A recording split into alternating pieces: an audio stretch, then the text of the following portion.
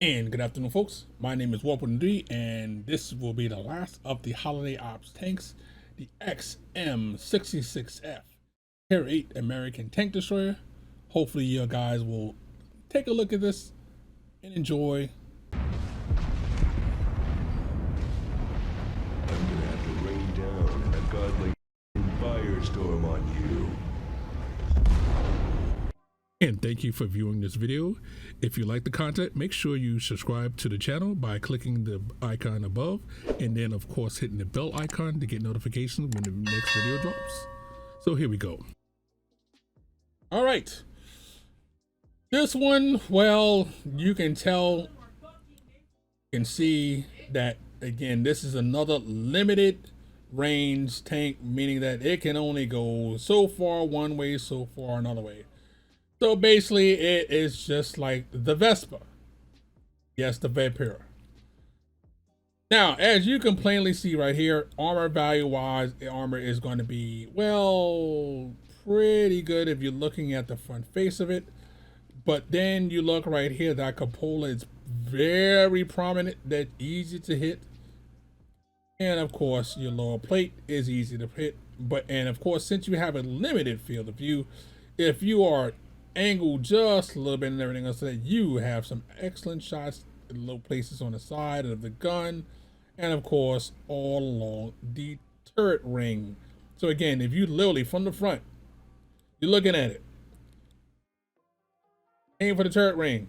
If you can't hit this, let's say if he's behind a wall, this section here is the wall, you aim for the turret ring, you still pin.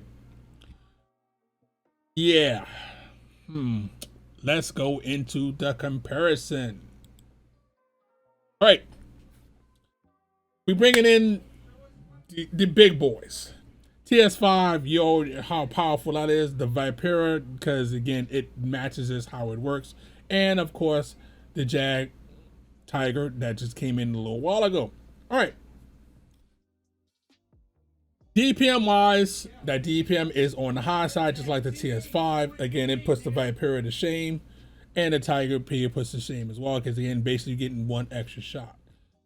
Your penetration is on the low side, just like the Vipera is. Again, that's one of the complaints about a Vipera, because at 220 ain't enough.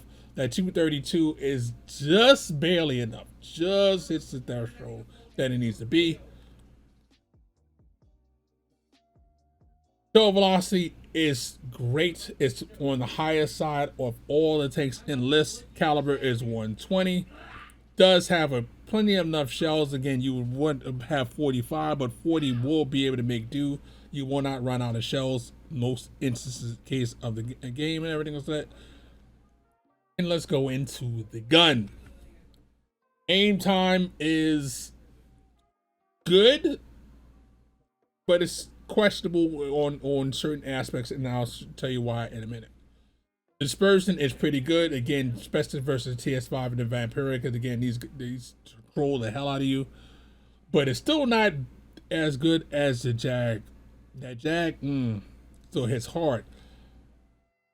Still the same, virtually the same gun handling as the Jag. The Jag is a little bit better with turret transverse and everything else like that, and on firing as well.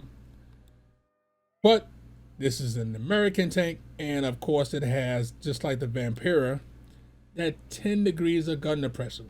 So if you're able to get on a hill and use this thing to haul down and everything else like that, so we're gonna go back to this for just 1 second. So now you're on a hill. Oops. And you're on a hill. You just want to be able to use your gun depression and everything else. All the good stuff like that. Yeah, that cupola is going to be hard to hit. So if you're able to get hauled down or able to basically use a hill and everything else of that, wiggle that gun back and forth, your lower plate is going to be covered. Yeah, good luck for them. So again, gun handling is great on the good side, but the problem is the gun transverse is worse than the Vipera's. The Vipera literally is questionable at best at 45. At 30,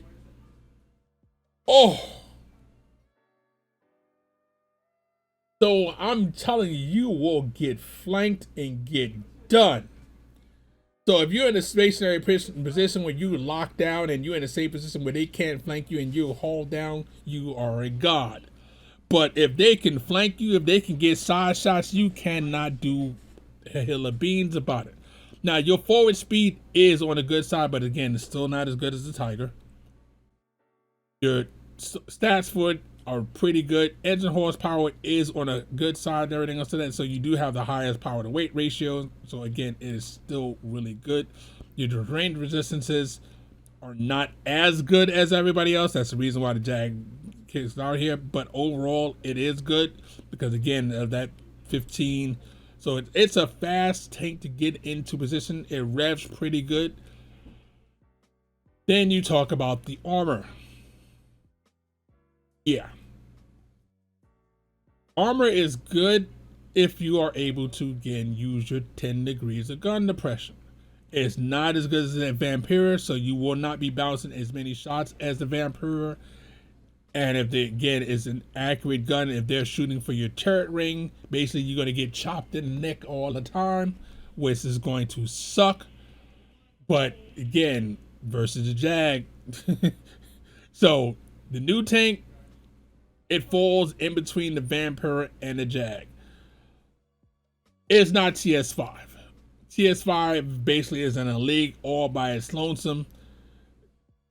It just can't do with that too. So again, this is like a cross between the Vipera and a Jag. Basically had a baby, and the gun transverse. Basically, if you look at it.